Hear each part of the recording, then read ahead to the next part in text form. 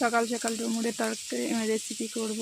এখন দেখো পাটায় বেটে নিচ্ছি কাঁচা শুকনো লঙ্কা, পেঁয়াজ, আদা ফাদা সব করে নিয়েছি। আর আমি ডুমুর ভেজে নিচ্ছি। এবার এরপরে আলু ভাজি হচ্ছে, তেল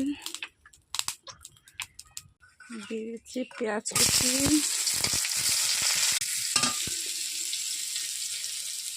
হয়ে আসলে এরপরে দেবো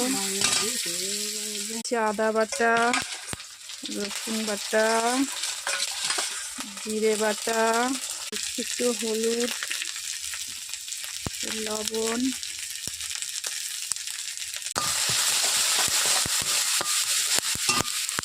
দিয়ে দিচ্ছি জল,